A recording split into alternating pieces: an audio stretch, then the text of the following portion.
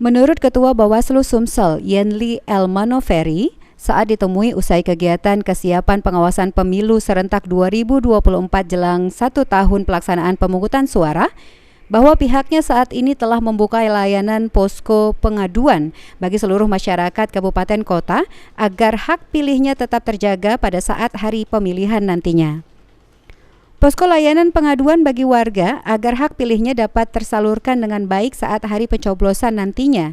Pihaknya juga telah menginstruksikan kepada jajaran pengawas untuk melayani warga yang ingin mengadukan ke pengawas jika belum didatangi oleh petugas Koklit. Ditambahkan Yenli Elmanoveri, Bawaslu Sumsel juga telah meluncurkan aplikasi Jarimu Awasi Pemilu. Aplikasi komunitas digital pengawasan partisipatif tersebut dibuat sebagai percepatan pertukaran informasi edukasi literasi kepemiluan, serta amanah Perbawaslu pengawasan partisipasi. Nantinya di aplikasi tersebut, semua orang dari berbagai unsur, berbagai komunitas bisa bertukar informasi dan diskusi.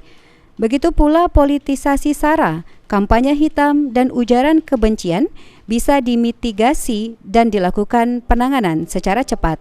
Posko pengaduan ini di setiap kabupaten sudah kita siapkan ya, di provinsi juga ada, di kabupaten kota juga sudah ada posko kawal hak pilih ini. Setiap kabupaten sudah ada semua.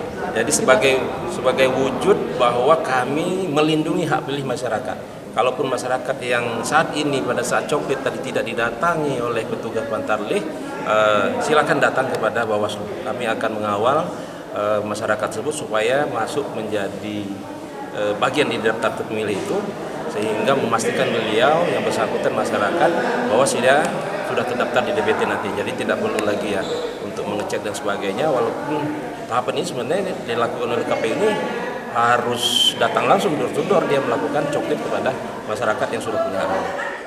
Aji Delia, PAL TV.